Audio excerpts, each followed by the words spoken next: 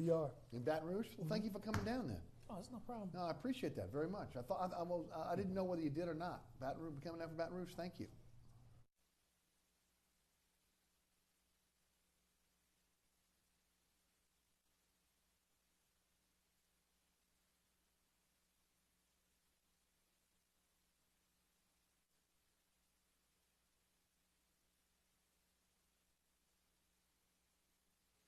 Inside New Orleans Sports with Eric Asher is underwritten by... At Villere's Florist, we deliver the magic of flowers 7 days a week to the North Shore and South Shore in the New Orleans area. Whether it's for birthday parties, baby celebrations, Villere's provides colorful floral displays for all. With a store full of fresh-cut flowers, exotic tropical flowers, orchids, roses, and even fruit baskets, our goal is to make your vision a reality. Villere's Florist, proudly serving Louisiana since 1969. Mr. Ed's Oyster Bar and Fish House has been shucking here since 1979. Located at 3117 21st Street in Metairie, Mr. Ed's Oyster Bar and Fish House offers raw, fried, and grilled oysters, as well as a range of Cajun and Creole dishes. Enjoy a dozen with a smile.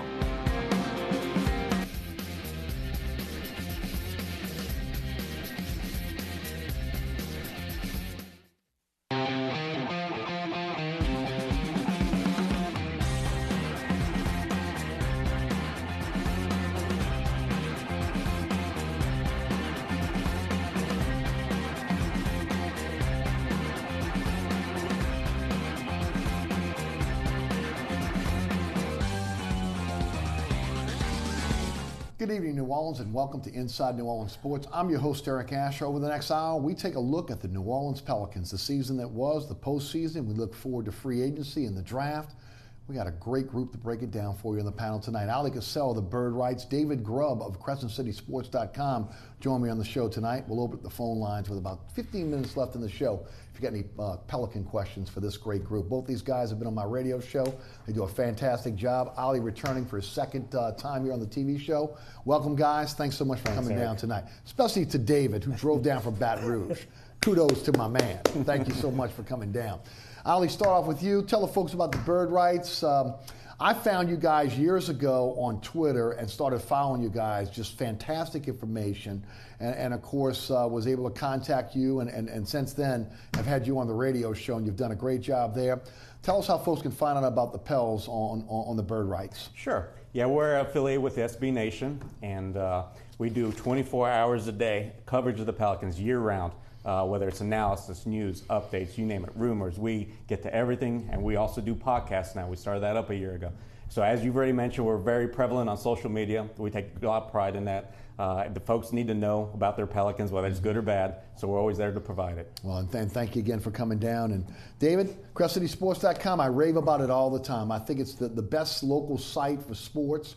You got some great writers, you included. You've done a great job in breaking down the Pels all year long. You've been a guest on the radio show now. I've gotten great reviews from you. Thank you for coming down tonight. Tell us a little bit about CrescentCitySports.com. Well, you know, it's headed up by New Orleans sports legend Ken Trahan, who has been a great mentor to me and a number of other writers on the site. And like you said, we're focused primarily on everything New Orleans, whether it's high school, local colleges, and of course our professional teams. So for the past 3 years, I've been covering both the Pelicans and LSU football as a primary writer. Mm-hmm. And I'm also all over social media talking about our teams. It's just a great opportunity, and I couldn't be more thankful for Ken. Well, and again, thank both you guys for coming down tonight. Let's start off. I'll start with you. Sure. A lot of people didn't know what to think at the beginning of the season with Boogie Cousins and Anthony Davis, and of course the way it ended up without Boogie Cousins and Anthony Davis obviously now vying for an MVP trophy. The possibility of that, although I would guess we all think it's James Harden's trophy to be picked up. But I'll start with you first. Talk about the season. You know, it was kind of an ebb and flow, up and down, but your thoughts overall, and then we'll get into postseason in a little while. It was an unusual season, actually. The one way I like to describe it is it was actually two different seasons in one. Of course, you had the do it big style with DeMarcus Cousins. Mm-hmm. And you know what? It took them a while to get going. They didn't really hit their stride until January. That's where they ran off 7 of 8, and they were playing best ball. Had just knocked off the Houston Rockets, or they were seconds away from knocking off the Houston Rockets, and DeMarcus Cousins was lost with that ruptured Achilles. So they had to change gears, and big time. And suddenly they had to rely on Anthony Davis at the center. But you know what, Alvin Gentry, he did a great job of getting the guys ready. They picked up the pace, something that he actually preferred to do. And so they ran at the league's fastest rate to end the season. Their offense stayed healthy, but you know what? The defense really improved. By having Anthony Davis at the 5, adding a little more versatility to that lineup, their defense suddenly improved, and they went on a really strong run to get into the postseason. 20-8 to wrap up the regular season, got in the as we know, 6th seed in the Western Conference, and they handily disposed of the Portland Trailblazers. Yeah. David, what about your thoughts on the season as a whole? Well, I mean, coming into the season, the thought was you have a coach and a general manager both on the hot seat, and in the last year of their contracts, basically, you had a team that was comprised of a lot of one-year free agents, and you're building around this core of Anthony Davis and DeMarcus Cousins, and hoping that Drew Holiday turns into the guy of value for that big contract that he had signed. There was a lot of question marks. I mean, that's literally a dozen right there. And so once the season started again, it was those close losses, the third quarter problems. It was a team that would show amazing potential in beating one team and then the next night blow a game at home to the Sacramento Kings. Just very frustrating, up and down. And like Oleh said, once they got to January, which was the schedule got a little softer, guys got a little hotter, and they started to win. But yeah, once that transition came, they went from being a team that people had difficulty facing to a team that people didn't want to face. Pelicans only lost one game to a below 500 team after the Cousins injury. That meant that the team came together. They were playing fewer tight games. They were winning more handily, more decisively. Those third quarter troubles really went away. It became a point of strength for the team, their adjustments. So overall, I mean, you got more bang for your buck than you thought you would, I think, at the start of the season. I think people probably figured the team was anywhere from a middle-of-the-road team to just out of the playoffs. Well, as tight as the West was, they're a game back of the third-seeded team. So, I mean, they were in a great position by the time the year ended. Again, I think the coaching staff did outstanding jobs. And then you get Anthony Davis playing at an all-world level and Drew Holiday playing at an all-star level. Yeah. Those are your big things. Let's take Drew Holiday first, because I would agree. Going into this, I talked about on this show and the radio show, I didn't think he deserved the contract he got. He proved us all wrong. He played like we thought he was going to play when he came from Philadelphia. The injuries, the off the court stuff that went down. But again, I think he quickly, once he got acclimated to what they were doing, especially in the second half of the season, where he really got a feel for what his role was going to be, you saw him become one of the more dynamic players in the league, especially as a two-way player. We knew he was a defensive stopper. You knew he had some offense, but his ability to be able to go to the rim, score, the mid-range, shoot the long shot, but more than anything else, to me, Oleh, the confidence that he had, and it seemed to grow with every single game that they played. Your thoughts on Drew Holiday? How did you feel when he signed the contract? And of course, now how do you feel now, as I've come full circle? Obviously, I don't know where this team would be without him at this point. Yeah, I was a big proponent of him, if you may remember. I thought that they had to resign him, number one, and two, they kind of had to give him the money that he was worth, simply because they had held him in high regards. He could have supposedly gone somewhere else. We're not certain, but from what I heard, either Minnesota or Indiana were very likely destinations for him. So credit actually the front office and the coaching staff for recognizing over the summer that his best fit was at shooting guard. They decided we got to bring in another point guard. They brought in Rajon Rondo. And that is truly, I think, the main reason why Drew Holiday flourished. He didn't have to have that responsibility, which he seemed to suffer, when it was on his shoulders towards the end of last season especially. It showed up in the big games. He would have turnovers for no reason, just dribbling balls off his feet. But that all went away. I want to say about a month into the season. Why? Rajon Rondo, if you may remember, missed the first 4 or 5 weeks of the season, and Drew struggled out of the gates. But as soon as Rondo came back, we saw a different Holiday. And as you mentioned, Eric, that confidence started to grow as to where he suddenly became almost like an all-NBA type of player out there. His defense was always fantastic, but now that he had the confidence to shoot the ball, shoot the three, break down his man off the dribble, he was doing everything. David, at times, especially as you got in the postseason, I think he felt he couldn't be stopped. One of the things I said to Drew one time in the locker room was, you're playing arrogant, and not in a bad way, but that with that chip on his shoulder that he finally was believing that he belonged in that upper echelon. For 3 years, you had heard it from Gentry, you had heard it from Anthony Davis. The guys in the locker room said, what we see in practice, what we see in workouts, Drew is as good as any guard in the league. And you'd keep wondering, why then do you keep having to push him to get to that level? This year there was no pushing. He reached that stage where, like you said, on the court he felt as if he could not be stopped. And especially when he got into one-on-one situations, isolation situations, when Jrue Holiday goes downhill and he can show off both his athleticism at finishing at the rim, because we saw he's not afraid to finish with a hard dunk in the lane on people, but he also was still able to get assists and kick it out to guys to create offense for other people. So his instincts just went to another level. Right. Do you see him sustaining that going from this point forward, the type of play that we saw last season? Can the offense stay the same? I think if the structure is still the same and Jrue is getting those opportunities both in transition and isolation and the half court on pick and roll opportunities and things like that, yeah, he'll be the same.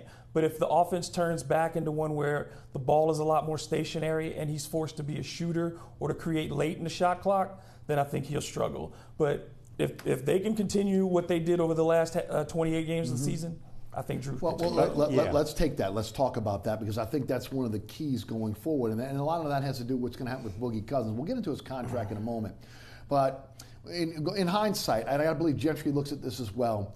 Running the ball through Boogie Cousins was a mistake. Now I get it. You got the two bigs. You want to make sure you have spacing. You have a situation where you bring Chris Finch in, what his offense did in Denver, how it worked. But you have a guy named Rondo.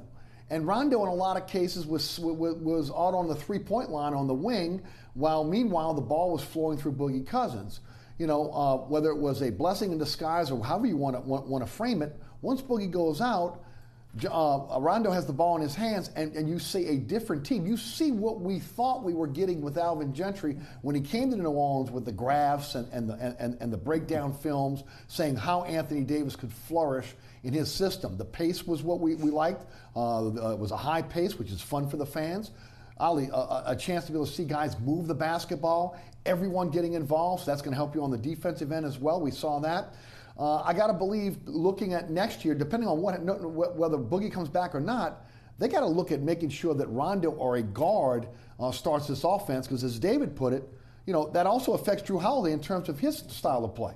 That's right. 3 years ago, we were promised this high-paced, entertaining brand of basketball, and it took 3 years to finally find the perfect fits. Jrue Holiday off the ball and a great point guard, floor general at the point, Rajon Rondo. And that is why I think we've seen throughout the season, not only Alvin Gentry accolade him left and right, we heard Dell Demps in a season-ending presser say, look, we definitely need Rajon Rondo back. So my full expectation is he will be back. They recognize what he brings to the team. Besides the locker room, besides the chemistry, this team is a lot better than the version of, honestly, I hate to say it, but when they had DeMarcus Cousins dictating the offense. There were so many close games. There was a lot of bad losses, but when you had Rajon Rondo dictating the offense, suddenly everybody fit in the perfect roles. The team had no problem scoring, and defensively is where you really saw it shine. Because Rondo, not only does he dictate the offense, he's out there coaching, he's yelling at his guys to get in positions defensively. He's telling them where to go, where to be. But when Cousins was out there, Rondo wasn't seeing the same amount of minutes, and he wasn't out there in fourth quarters. Why? Because they clashed. Gentry couldn't play them together. So in those crunch time minutes, Rondo couldn't be out the floor to help them not only offensively but defensively. So we saw like you said, was it a stroke of luck, bad timing, whatever. Rondo got to show his worth to this team during the final stretch of games, and the Pelicans know that, they see it, and they're going to bring him back. Your take, Dave. Yeah, I think it's a no-brainer that Rondo comes back, that he's the first priority, because his value around the league shot up immensely. You're talking about a guy who had 20 assists in a playoff game, broke the franchise record for single-game assists, had games where he controlled the floor like Rondo in his prime.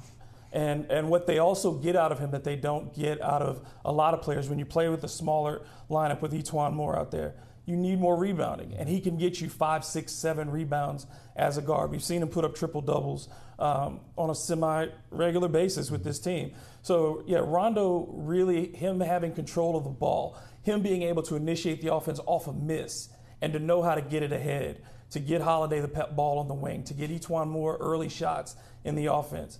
That's something that he does, and he keeps the pace defensively. Like you said, that's so important to this team, because even the coaching staff acknowledged that when they were able to change the pace offensively, it positively impacted a guy like Rondo defensively. Can I throw in something as well? Sure. The ability of Anthony Davis to play above the rim with Rajon Rondo in the game, something we haven't seen around here since Chris Paul was here.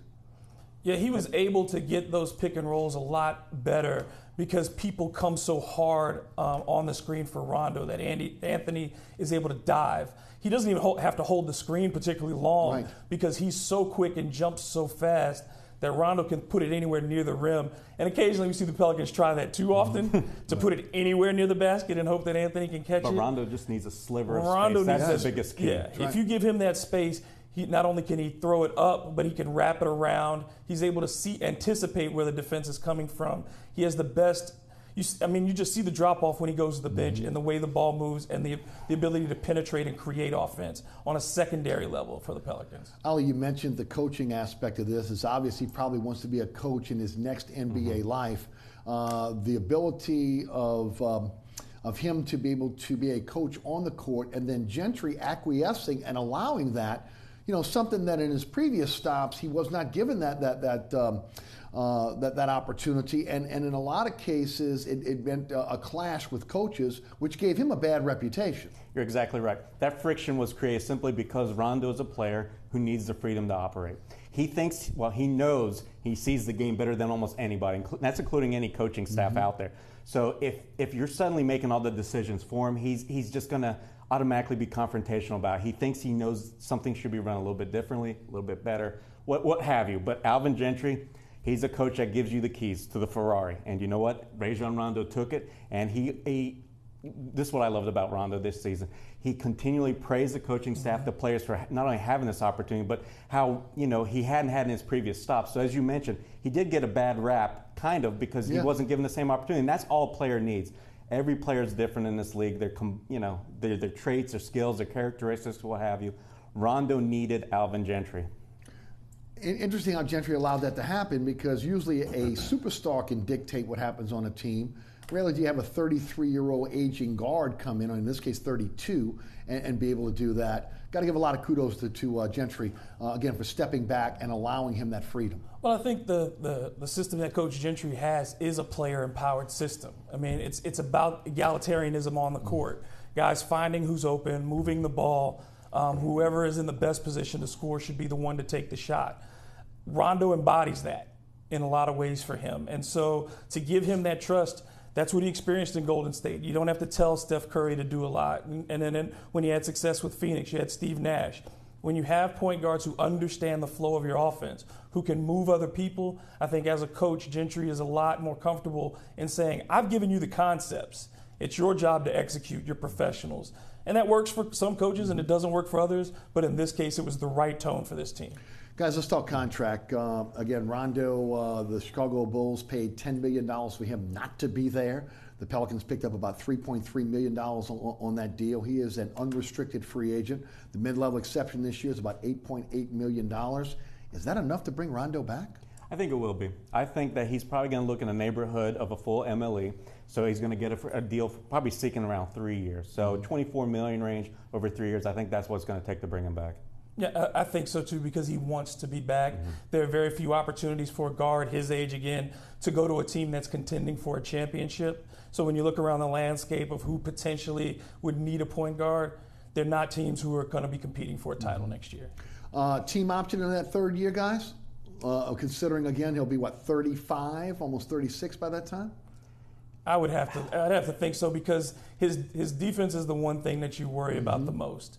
And if his quickness erodes, his mental quickness, obviously, it's just like with an NFL quarterback. But the biggest, the biggest thing I was going to say is actually you have to tie it to Anthony Davis, because let's face it, if Anthony Davis, whatever happens at the end of 2 years, if he walks, you don't want suddenly Rondo being in control of. You're stuck to Rondo with like a rebuild or whatever have you. But isn't that the way that they have to look at the contracts going forward? And I'm going to get into Boogie in a moment.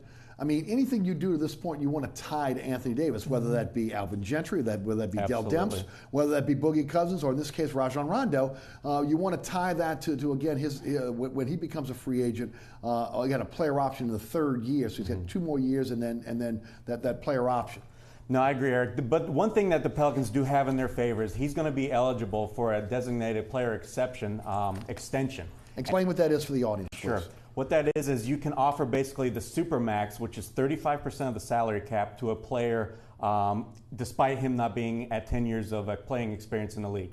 So Anthony Davis, can receive that once he gets his second All-NBA nomination. He got one last season, Right. so he needs one either this summer or next summer, and he'll be eligible to sign that extension in the next summer's time. Right. He lost out on that the last time, right? Right. The Derrick Rose rule, he lost out on that. That's right, because he didn't make that All-NBA team that second time. And you got to believe he's going to make the All-NBA team this year. I mean, he's in the finalist for an MVP, Defensive Player of the Year. You got to believe he's going to be first-team NBA, and again, he's eligible for that at that point. David, what can you add about the contracts? Length of contracts, will it be tied to Anthony Davis? How do you think that goes? Yeah, it has to be, because really the only two players that you have who are on the books longer than that are Drew Holiday, and that's it. That's the list. That's it. So, I mean, for looking from that perspective, I don't think you can look any further than that as a franchise, because you will be making some very serious decisions about whether this group, by then you'll know whether this group can compete for a championship or whether you need to overhaul and convince Davis to stay for another rebuild. All right, let's talk Boogie Cousins. And again, this week, Boogie Cousins unfollowed the Pelicans on Instagram. Social media went wild. Some are saying that is a knee-jerk reaction to maybe the first talks that are happening between the Pelicans and his representative, which could make sense when you look at the timing of where we are right now, with July 1st being the opportunity for other teams to be able to talk to free agents in that legal tampering period. Guys, at the beginning of the season, I guess the Pelicans had pretty much promised him a max deal until the Achilles tendon injury. I would have been lukewarm on it either way, simply because of the way they played with Boogie Cousins as opposed to the way they played without him. I think that this city, the fan base, would embrace the pace that we're seeing right now as opposed to a plodding type offense that we saw in a lot of cases with Boogie Cousins. Some would argue, hey, the pace was high with Boogie Cousins, but so were the turnovers. What do you do with Boogie Cousins? Is it a 3-year prove-it-to-me deal? Is it going to be a sign and trade? I want to get into that a little bit later on. How are they going to approach this? And then how do you pacify Anthony Davis, which is another part of this situation with Boogie Cousins? Yeah, first let's talk about his potential contract. The Achilles injury changed everything. Mark Stein had tweeted out, told everybody he was going to get that max deal had he finished the season strong. Well, obviously that calculus changed as soon as he went down. And from what I've been hearing, it definitely sounds like, and even Zach Lowe wrote about this last month, that Boogie Cousins is no longer in play for that max contract, that more likely it's going to be a 2+1 year prove-it deal. And you've got to believe that he's upset by that. Sacramento Kings got rid of him right before he was going to sign that DP extension, and he was very upset. He was willing to ride it out with the Kings. Losing season after losing season, he didn't care. He was very adamant about getting that money. So suddenly that got taken away, and again, he's now facing the same situation. So he's definitely not happy. He's probably looking at not even just the max years, but no longer that max money of $30 million. It would be $30.3 million next year if they were to give him the max. I'm thinking he's probably going to get offered somewhere in the neighborhood of 18 to 20, 22 million. And, that's a lot of money for us, but that's not high enough for DeMarcus Cousins, who honestly was looking for his next paycheck to be his big payday. Right. David, your thoughts? What do you think is going to happen? 3 years, 5 years, max deal? What do you think the parameters of the deal are? And maybe the cost per year for a Boogie Cousins? I think, 18 to 22. Ollie and I have talked about this before, and we kind of message each other a lot. The Pelicans know that they cannot go all in on a guy coming off this kind of injury. Again, with the timing of only having 2 years, you're basically going to lose half the season with Cousins this year. Yes. So you get a season and a half. You look at a guy like Rudy Gay, who injured his Achilles and is a much smaller, 6'7", 215-pound guy, who said it took him till the end of this season to finally feel okay from his Achilles. Well, DeMarcus is a 6'10", 6'11", 275-pound center who uses his left foot to push off. So can he come back from that injury? I don't know, but that certainly has affected his value. And then you look around the league, the teams, again, that have the most salary cap space are not attractive destinations for him or his skill set. So his options are limited. The best options are either take the lower offer from the Pelicans or try to get a bigger deal in a sign and trade. All right. What do you think? And I'll take you first, Dave. What do you think happens there in terms of a sign and trade? We're hearing that being thrown out a lot now. What teams may be attracted to Boogie Cousins, or they may be attractive to Cousins and his skill set, and then the assets coming back as well, because the last thing you want to do is give Boogie Cousins away for garbage assets. Right. I think, Washington has been talked about a lot because of his connections with John Wall, their need for an interior presence, maybe a deal for Otto Porter. Their money would be similar to each other, and there may have to be another deal thrown in there. Milwaukee is the team that people have talked about. They have a good number of small forwards that would be available. If the Pelicans are going to do anything, I would imagine that they want a veteran small forward coming back in return if you're going to trade DeMarcus Cousins, because you're not looking for another big, obviously. Right. Dallas has always had some infatuation with Cousins, as has the Phoenix Suns. I don't know if the Suns have something enough for the Pelicans to want to take back in salary. But those would probably be the 4 teams that would be most likely. Maybe in Orlando thrown in, but again, that's a team not on the cusp of winning. But there aren't many winning teams that are going to be able to be in a position to give what the Pelicans want. Right. What can you add? Yeah, I was just going to say, you've got to look at the amount of teams that are competing next year. And you know what? That's why a lot of these free agent destinations now, there's only about 7 teams when I looked last that can afford DeMarcus. And you know what? Most of them, they're not looking to add somebody like him because they're still in the rebuild mode. Throw those names out if you would. Sure, the Lakers are at the top of the list. But you know what? If they don't score, say, LeBron James or Paul George this season, they might as well wait till 2019. I mean, there's no reason to add Boogie to that core that really exceeded all expectations. So give them another year to grow. Some other teams, of course, out there, Chicago Bulls. They don't make much sense at all. They're at the bottom. You've got the Brooklyn Nets, Atlanta Hawks. 2 teams that are in the playoffs, should be in the playoffs next season, the Philadelphia 76ers and the Indiana Pacers. But the problem with those 2, Miles Turner, Joel Embiid. There's no reason for DeMarcus Cousins to be signed on to those teams. Right. Talk about the mechanism of a sign and trade, how that happens.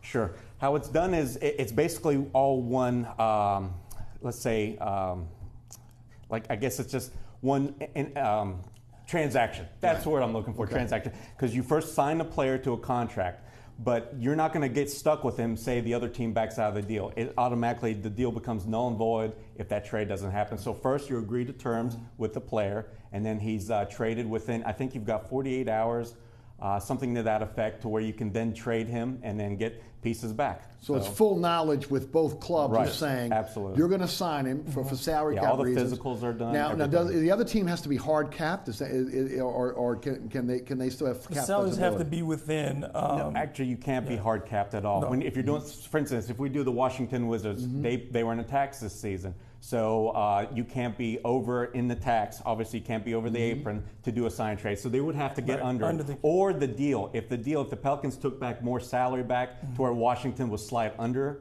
that tax bracket or that tax line, that apron, then the deal could be consummated. NBA salary cap much more complicated than the NFL salary cap that a lot of people around here are used to. There's no doubt about that. Again, salaries have to match up when you make a trade.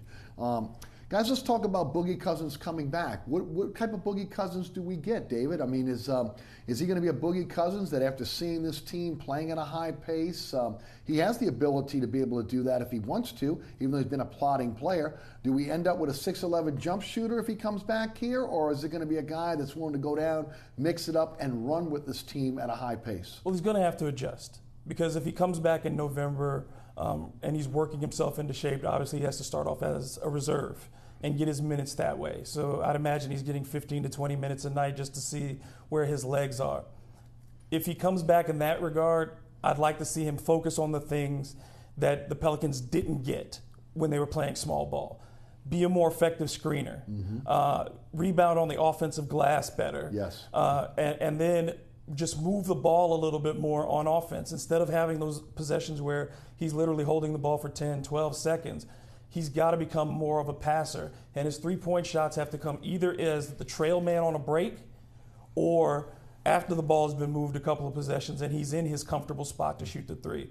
But for him to be the focal point, either with the first unit or the second unit, that has to end, because the hierarchy now, as it's been established, is Anthony Davis is the centerpiece of all of this. Drew Holiday is now your most versatile and effective wing player, so he needs to be second. And in that equation, DeMarcus becomes either 2B or 3. Right. And that's what he has to accept his role as next season till we find out what condition he's in physically. But there's a concern in that, because you know what, DeMarcus has never taken a backseat to anything. Right. There you go. Talking to people around the team, the broadcasters, everybody. I asked them this exact same question, and all the responses was like, they don't envision that scenario happening. They don't have faith that DeMarcus will, relent, give up any kind of power, shots, usage, you name it. So honestly, it's kind of a... So how does it work, guys? How does it work? I mean, you have a system that's working now. You still need a big. Look, I'm of the opinion, I've said on both this show and the radio show, I think you need a physical center. I think Davis has to go back to the 4 because I think you need somebody that can rebound, block shots. I think that offense is lanyard. They got to be a space eater. If Cousins is not coming back here, I think as much as Anthony Davis tried to bang in the playoffs, he's not a banger. He's put on a lot of muscle and he's gotten bigger, but he just doesn't have the banger mentality. You need a banger down there. Cousins can be a banger. But does he want to be a banger? Does he want to change his game and become more team-oriented, or is it going to be about Boogie?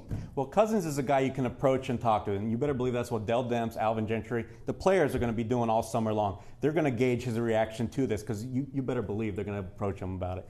They know that he's not going to be able to play full-time, go right back into that same old role. So they're going to talk to him. They're going to feel him out. If there's any kind of, problems, any issues raised, red flags raised, they're going to realize that they're going to probably have to move on from him. But this doesn't mean he's not going to be with the team at the start of the year. I still think the Pelicans' best bet is to re-sign him because you're not going to be able to sign a big-time free agent. You still need to have the talent on his team. But what you do is you sign him, and if you can't pull off a sign and trade, maybe look to trade him somewhere further down the road. David? Yeah, they are limited with their flexibility in that regard. So they do have to. He may be a better asset to hold on to unless a great because of cap space, right? Right. And if you would explain that to the audience, because they're in a position where they can sign their own and obviously still, for the lack of a better term, stay cap friendly. But if he moves on, they don't have a lot of money left over to go out and get another free agents, do they? They don't have a lot of money even if they keep him. I mean, that's going to be Dell's most interesting juggling of the How do you bring on Rondo? How do you bring on Boogie and then add another piece? Like we're talking $8 million for the mid-level exception for Rondo, and you're talking $20 million for DeMarcus. You're already well over the cap, which is supposed to be somewhere around $100 million. But y'all believe it's going and it may come down some. It may. I mean, 101 was the projection that the league gave out in April. So it could go down some based on postseason revenue. The luxury tax begins at $123 million. So just those 2 signings put the Pelicans in luxury tax territory. And then you still need, close to it, and you're still in need of about 6 more players to fill out your roster. Yeah. So that's where also the sign and trade also becomes part of the issue, is because how do we get enough talent back? Because the Pelicans were exposed for not having depth. Where Golden State could run out 9 players on any given night, the Pelicans were playing 7. Right. Guys, I'm going to take a quick break. We come back. I want to continue this conversation about Boogie Cousins. I want to talk about AD. I want to get more into the cap. We'll do that next here on Inside New Orleans Sports. I'm your host, Eric Asher. Tonight, Oleh Kosel of the Bird Rights, David Grubb of CrescentCitySports.com are our guests. We'll be right back after the message from our underwriters.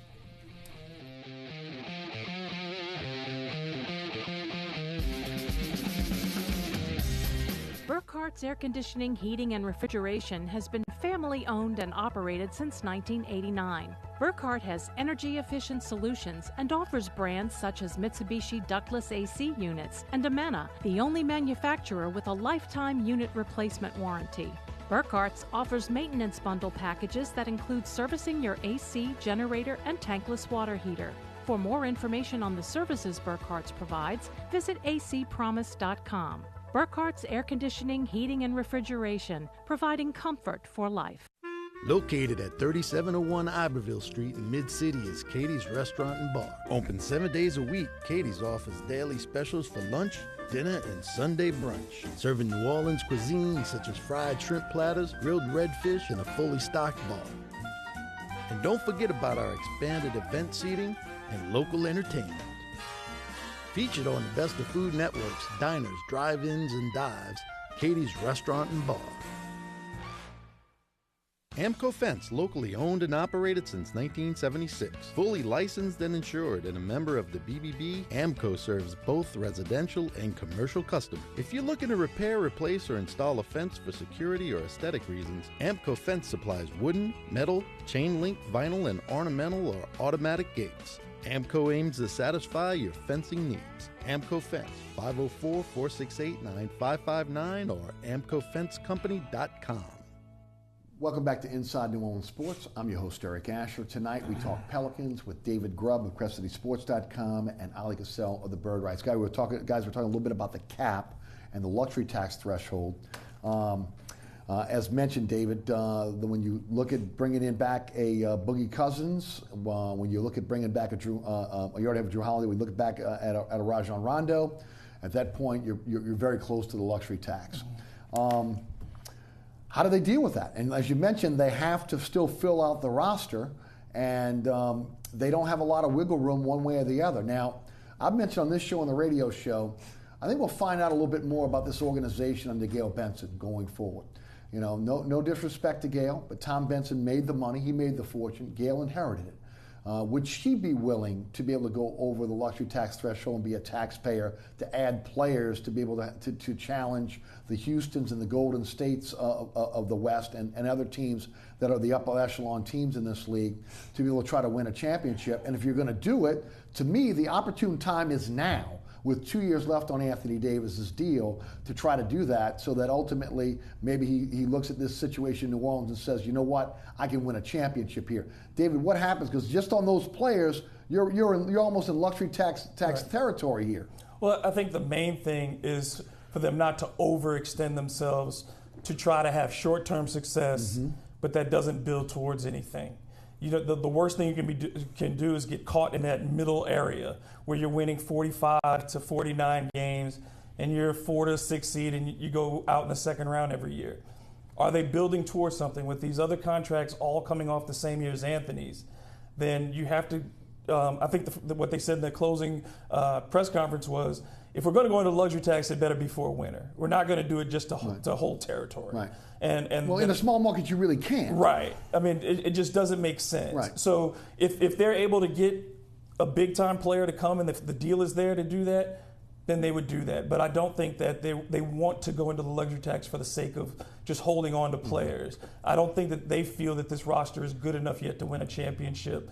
So to do that to the team for its long-term health would be irresponsible. Yeah, they gave us the answer of what they're going to do actually when DeMarcus went down. They were going to pay him the max. There was no doubt the Pelicans would have been in tax next season. So the fact that they said that they would go there if DeMarcus Cousins would be re-signed, a top 10 player in the league, that shows you where their heads are at. Now, does that mean, will they extend it to, say, top 20? I mean, we don't know where that line is. And Dell kind of said in his press season-ending conference how, you know, we're going to take it case by case. We're going to examine every situation. So I can't give you an answer, but it's been talked about, and for the right, as David just said, for the right pieces, we'll do it.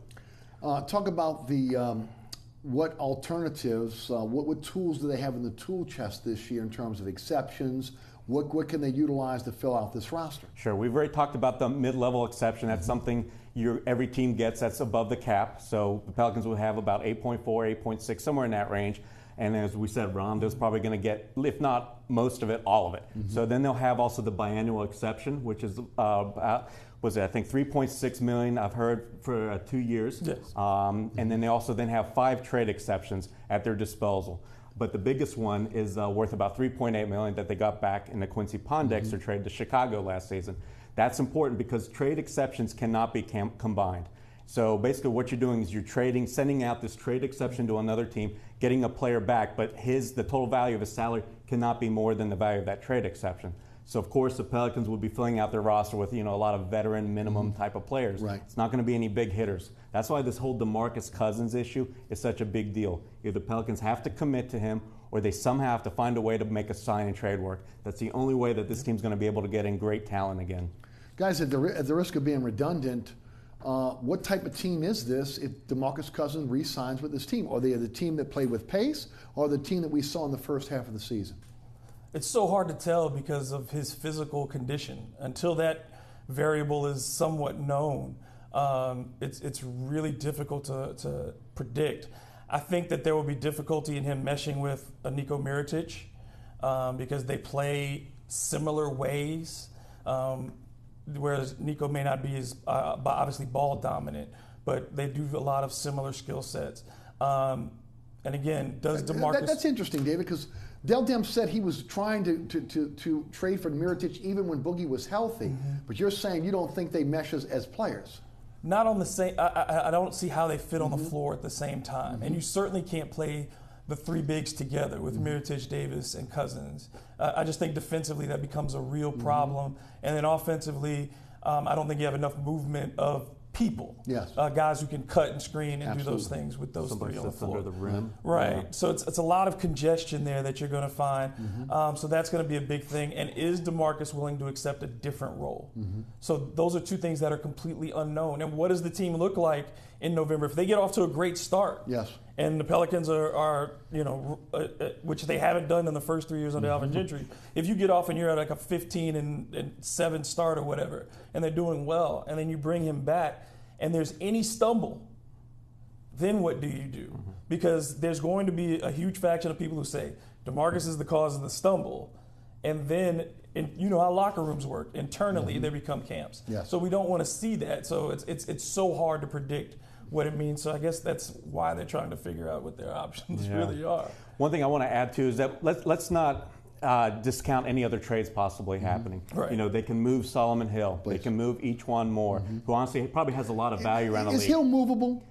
At 12.5 a year? Not without himself. he needs to have a first-round pick attached, which they'll get use of once this one conveys at the next NBA draft in June. Now, can they trade back-to-back first-round picks? Not right now, but once, like I said, that 2018 conveys at draft day, then they'll have use of trading that 2019 draft pick. Okay, so Solomon Hill is a possibility of getting him off this roster. Eachwan Moore has come light years since he came to New Orleans, a bargain at $8 million a year. I'm sure teams would love to be able to have his skill set, especially as he's gotten better in this particular system. He looks like a pretty good carrot, but man, would you really want to lose him? No. It's tough. I don't think you want to lose him, but if you're trying to find a wing defender, and that's really their number one goal this offseason is to find length and athleticism at the 3 spot. Each one is best suited coming off the bench as a scorer. He's not really a ball handler, and he's not a great defender. He got better this year than he had been. But if you can package him as part of a deal to get that length at the wing, then it's critical, because what else you have on the bench in Darius Miller, he's not a great wing defender and he can't handle the ball. So you just don't have enough versatility, and they know if they're going to beat the Houstons and the Golden States, you have to have more versatility. Guys, I'm going to throw some names out to you. Let me know if you think they're going to be back or not, or they'll be traded or cut, or whatever the situation is. We know Drew Holiday-Davis obviously back. Niko Mirotic. He's going to be back for sure. Will they try to sign him long term, or you think they're just going to kind of play out his contract this year? Because normally, if you're not going to re-sign a player, by the time you get to that All-Star break, that trade deadline, you're trying to move him so you get something for him. Is that the case with Mirotic, or do they stay with him? They're going to stay with him. Dell Demp showed his hand. Simply what you just mentioned, Eric. They were looking at him before DeMarcus Cousins went down. So they've got another full year under the books on a very good deal, $12.5 million. He's a very versatile player, and they love his attitude in the locker room. He's really fit in perfectly with his team. And Demp's made a priority of saying, this chemistry, we don't want to disturb it. So I expect Mirotic to play out his contract, but they'll probably try and look to re-sign him. Because outside of Anthony Davis and Drew Holiday, and I guess maybe Rajon Rondo just for next season, Nikola Mirotic is like that third most important player that they seem to point to. Dave, you concur on that? Oh, yeah. I don't think that they trade him unless the season is bottoming out by the time the All-Star break comes along.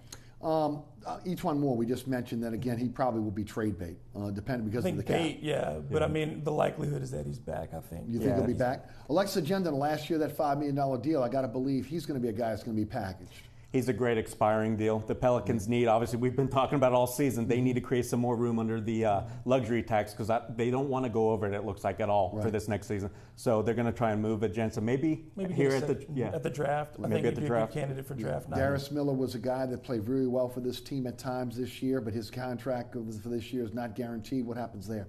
They're going to re-sign him. They're going to bring him back. Anybody that can make three-pointers, he's shot him at a 50% clip in December. And honestly, he was very good throughout the season. He just needs to work on his aggressiveness, maybe get a little better defensively. But for that value, $2.5 million, it's a steal. Yeah, off the bench, to have a shooter, to do what he does, and he can still play some small ball four occasionally. Yeah, I think at his salary, he's a good option to stay. Talk Check Diallo. He's so confusing because the team clearly likes him. They've invested in him. But he cannot be your first rotational big. He's too inconsistent defensively. His instincts are still not there all the time offensively. And he's not really an explosive athlete. He's a good athlete, but not a great one. So I think that the Pelicans want to bring in an additional big, but I don't think they're going to give up on Diallo just yet because they have him under contract and he's just a piece that they want to make sure that they don't give up on. Yeah, the guarantee of salary is under $2 million, so they're going to bring him back. Right, about $1.4 million. Right. How about Ian Clark, who's an unrestricted free agent this year? That's the toughest one for me. I think they'd like to bring him back, but honestly, I think he's going to become too expensive. I think that's why Dell Demps kind of pointed to, we've got great hopes for Frank Jackson, because that's exactly the type of role he would fulfill in Ian Clark's absence. So I don't expect Ian Clark to come back. Yeah, big question on Frank Jackson, though, right? With the two injuries to the same ankle. I mean, broke a foot, broke an ankle, and then he hasn't played competitive basketball in more than a year and a half. And to come in as a point guard in this league is very hard to do. So you want to see if he can hold up physically, and then can he run an NBA offense? I mean, he's going to have to do that at some point to keep Drew as the two guard. How about Jordan Crawford? No, I don't foresee him coming back under any circumstance. DeAndre Liggins? No. Gone. How about Emeka Okafor? Gone. So again, I mean, we're not looking at a lot of players left on this roster right now. Again, I think we all concur they're going to try to re-sign Rajon Rondo at this point. So you don't have a lot really wiggle room to play with here. Let's talk about Anthony Davis and of course the MVP finalist, the MVP finalist for Defensive Player of the Year. The player that they have to appease going forward. How does Anthony fit into this DeMarcus Cousins situation? At the start of the season, everybody believed that you had to bring DeMarcus Cousins back to keep Anthony Davis happy. I think that's no longer the scenario we're living under. I think Anthony Davis, for instance, saw how this team played once DeMarcus went down. And as long as AD is fine with playing a lot of center, I think he truly thinks that, he would not maybe welcome a different, piece being brought in DeMarcus Cousins' shoes, but I think he'd be willing to accept it. I think that's the big thing you've got to take away. Yeah, if it's the right talent, if it's somebody that AD will say can feel like they didn't get hosed on the deal for, yeah, I think he'll go along with it. I think the relationships, Anthony Davis knows, and from his conversations, that he's all about winning, that winning a championship is paramount for him. I think that makes people a little bit more open to options. And, I don't think their personal relationship will ultimately be impacted by a business decision. This is, for Anthony, this is where he wants to be. That's what he stated. You guys feel that way? This is where he wants to be? I do. Yeah. The end of the season. And if they show vast improvement of working toward a championship, you think he'll re-sign again? I do, absolutely, because that additional money will be there that no other team can offer. Team can give him. Right, that's a big deal. One more time for those that are just tuning in, why is that? Because of designated player exception, it'll be available to Anthony Davis to sign because he'll have won two, supposedly, knock on wood, All-NBA trophies, or awards, I should say. So all of a sudden that opens up a 35% option of the salary cap going to him per year for the next 5 years. Let's head to the phone lines. We'll get back to the Pelicans with our guest tonight. Toby is in Gretna. Toby, welcome. You're on Inside New Orleans Sports. Hey, Toby.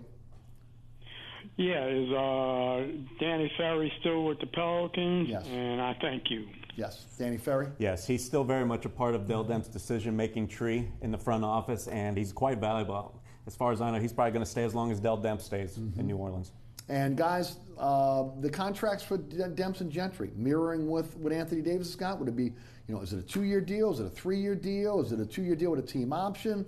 What do you think happens there? They picked up the option on Gentry, so I think that they would probably, they're going to wait a little bit longer. It seems like that's the way the Pelicans like to operate, is to hold this to the last minute. I wouldn't give anybody anything longer than Anthony's deal. I mean, that's what everything hinges on. And if that falls apart at any point, you can't keep the regime intact. I think Alvin Gentry should be offered an extension too, at least as far as Anthony Davis's contract, simply because he has done a good job. We have seen the style this team wants to play. And you know what? Alvin Gentry did a great job of basically, doling out powers. Darren Erm and Chris Finch were allowed to come in, install defense, offense concepts, and they worked like a charm. So, yeah. How about Erman and Finch? I think both guys are going to be looked at by other teams. I don't know about head coaching jobs, but they're going to be in demand. Yeah, I mean, we talked about this before the season ended, that Erman in particular would probably be under a lot of teams' radar. On a lot of teams' radar because of his defensive efforts. To take the Pelicans, who were a bottom third team defensively up until December, and to put them in the top 5 over the last half of the season, and changing their style completely. And then last season, he had a very positive impact on the team's defense. And we're talking about 2 major overhauls in the roster during that time. So he's as adaptable a coach as there is. And I think he did a good job in the playoffs, both in shutting down Portland and in slowing down. Like you can't stop Golden State, but he slowed them down. You know, guys, I think the fan base would be accepting and happy with a team that could make it to the second round of the Western Conference playoffs on a year-in, year-out basis, being contending. Especially if you're playing a high-paced, a fast-paced, fun-type basketball that we've seen, where guys are playing above the rim, where you're seeing a lot of ball movement. Is that enough for Anthony Davis, though? Is that enough for Anthony Davis to get that far? And if it's not, what do you have to do to be able to get over the hump? I mean, we're going to get into free agency in a moment. I'm going to go back to the phone lines in a second, but I mean, I think the fan base could be satisfied, but I don't know if Davis can be satisfied. No, there's no way. Davis said you're going to be remembered by the amount of rings, by the amount of trophies you bring home. And you know what? I mean, until Anthony Davis gets his first one, he's always going to be, wanting that first one. If he's not going to get it here in New Orleans, if he doesn't see that opportunity here, he's going to seek out greener pastures. Yeah, and I think the thing you look at it with Anthony, too, is just that time passes so quickly for guys to be in their prime. Mm-hmm. And then you become – Anthony is in a position where he's the secondary player. So he wants to take advantage of this fully while he's in the middle of his prime, and to take that step into being, if you want to win MVPs, if you want to be spoken of like LeBron, like Steph Curry, like those guys, you got to win a ring. Well, LeBron is taking responsibility for the teams he's on. We're seeing, obviously, it done almost as a team with the Warriors, but you got to say KD's the man, okay, there, even though, again, some will point to Steph Curry. How much responsibility does Anthony Davis have here in terms of them winning a championship? He should have just as much as they do. Once they prove that he's got the pieces around him, and they're getting there. Drew Holiday, once again, like we've been saying all season, the second half of the season, he's a top 25 player in the league in my book, and one of the best defenders that you can throw out there. So he's got him. They added some shooting. Each one more made strides.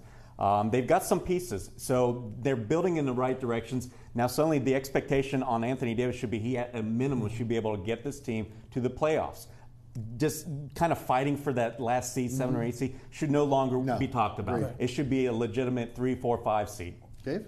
I think he wants to see the team get to that depth level where he knows if he sits on the bench for 5 minutes, that game isn't lost. Right. And I think there's still times when he feels that way, that if he's not on the floor, it can all get away from the team very quickly. Yes. So that's big on their depth, and that's the magic that Dell's going to have to work over the next season and a half to really try to bring in more depth to make Anthony feel like they're truly competitive. Just bringing this core back is not going to be enough. If they brought this entire team back and said run it back one more time, it's not enough to get a championship. Yeah, I would agree. Dave is in New Orleans. Dave, welcome to Inside New Orleans Sports. Hey, Dave. Hey, yeah, guys. Eric, big fan of the show. My question is this. Given that you can't play Mirotic and Cousins and AD in your final 5, if you bring Cousins back, don't you have to look at moving Mirotic for a starting small forward? He's an attractive piece. Dave, thanks for the phone call. Great question. It's a great question if you would think that DeMarcus Cousins is part of the future plans in New Orleans. And like we've been talking all show, I'm not sure that's the case anymore. Yeah, and they're so high on Mirotic and his skill set and the versatility that he brings as not just a stretch forward. He showed he can score on the block. He showed he can score moving without the ball. So I don't think that they're willing to give up, especially at that price point. Yeah. He's at a premium. I think he's a better version of Ryan Anderson, to be honest with you. Yeah, one thing that we've got to point out too, that's absolutely right, Dave, because Eric, he's allowed, or he can do so many things. Defensively, we saw it, rebounding, you name it, he was there. But one thing I wanted to point out to Dave is we're probably not going to have to discover what's going to be the finishing lineups next season if they do re-sign DeMarcus, simply because of that Achilles injury. He's going to be limited to about 20 minutes a game. That's what Rudy Gay played for the San Antonio Spurs all season long off the bench. And he's one of the biggest success stories on coming back from an Achilles injury. So you got to think DeMarcus is that's his best potential for playing time. So Alvin Gentry's not going to be faced with that decision, I don't think. David, anything you can add before we go back to the phone lines? No, I think Let's go to Lawrence on the West Bank then. Lawrence, welcome to Inside New Orleans Sports. Hey, Lawrence. DeMarcus Cousins with the Achilles injury. How serious is that, and will he be able to perform at all? How long will it be before he come back to 100% physically? Thank you, Lawrence. Appreciate the phone call. Guys, you've discussed it a couple times tonight, but go ahead. Yeah, I don't think anyone has ever come back at 100%. I mean, the guys that you talk about, whether it's Elton Brand or Kobe Bryant or Wesley Matthews, it's the history of guys with Achilles tendon injuries is that they come back and they are lessened. Their explosiveness is lessened. Their athleticism is lessened. And you also, a lot of times you see secondary leg injuries after that. So with DeMarcus and his size, you worry how much atrophy will be in his leg as a whole. How will he compensate for that? Does it lead to more knee injuries or ankle injuries because of this? There are just a lot of question marks, and I don't think he'll ever be 100%. What you're hoping for is maybe 80%. Right. I'm going to agree with what David said, but there's one thing we've got to add, and that's DeMarcus Cousins. He's 28 years old. When Elton Brand got injured, he was in his early 30s. Kobe Bryant was about 35. A lot of players, when they sustain this injury, they're a little bit older. Rudy Gay proved that he's a little bit younger. He bounced back a lot better. So there's that hope. And I'll add something else to that. They modernized the medical techniques in terms of how they surgically repair an Achilles tendon, so that might help him as well. But you're right, 6'11", 270, that's tough to come back with that injury. Robert is in New Orleans. Robert, welcome to Inside New Orleans Sports. Hey, Robert. Yes, can you hear me? Yes, sir, go ahead. Well, my question is, since he had the injury, why can't he just play down low until he is able to come back? Just play the center position like the old time center played. I'll have to ask the panel. Thank you for the question. Ideally, I think that's where he should be. The hard thing for me is just when you have an offense based on movement, can he post and move? Because that's what he's going to have to do. He's going to have to post, and if the ball's not there, he's going to have to go either opposite side and screen or repost at another position. Is he going to do those things? Because it'll never be offensively where they slow it down and they're tossing it in and letting him dribble 4, 5, 6 seconds to decide. That's not the offense they want to run. No, but that's what the Stars do, and you've got to think that if he does come back, he'll be with the reserves, and they may change it up a little bit to where that would make so much sense. Right. They would be able to preserve him better. Guys, 30 seconds each. I'll take you first, David. 3 free agents that the Pelicans may have a shot at in this upcoming free agent period. Well, the one I always talk about, and I always going to laugh at this, but I always say is number one is Ed Davis out of Portland. I love Ed Davis. Long, can finish quickly, great protection around the rim. Backup point guard is another position I'd like to see them go after. Yes. Right. The problem is there's not a lot of affordable guys at that position. Maybe you try to make an offer on a Fred VanVleet, but I don't think you. We talked about Troy Burke a lot. Trey Burke from the Knicks, who had a great season coming off the G League. Dell had his eye on. Yep, can penetrate, can shoot, and then at wing you're just not going to find a lot of starting caliber wing players, but maybe a center that I've also thought if they can do is Dwayne Dedman from Atlanta. I do like him. His cost may be a little bit out of Pelicans' range, though. I'm eyeballing wings, and top of my list is Will Barton from Denver. Okay. They may move on from him. Dell Demps has been interested in him, trading for him before, so he's my number one. That's who they're looking at. So no Paul George, no LeBron James. If we can get rid of the cap. All right. Yeah, how much cap space? All right. Great job, guys. David Grubb of CrescentCitySports.com, Oleh Kosel, the Bird Rights. Fantastic job breaking down the Pelicans tonight. Thanks so much for being with us. Thanks so much for tuning in. Remember, there's a rebroadcast of this program each and every Friday night right here on WLAE-TV at 10 p.m. We're also on statewide, 9 o'clock, Pelican Sports Television. Check us out on Friday nights on Pelican. Catch me on the radio, noon to 2 on Sports 1280, 101.1 FM HD2 and the iHeartRadio app, which is a free download for your smartphone or tablet. You can listen live, download the podcast at ericasher.com. Also, all the previous episodes of Inside New Orleans Sports can be seen at ericasher.com as well. Thanks so much to our guest tonight, David Grubb of CrescentCitySports.com, and also Oleh Kosel, the Bird Rights. Also, special thanks to our WLA production staff, including Ron Yeager, Jim Dotson, Trey Lopez, Naila Jones, and my director, William Hill. Thanks so much for watching. We'll see you next Thursday night for another edition of Inside New Orleans Sports.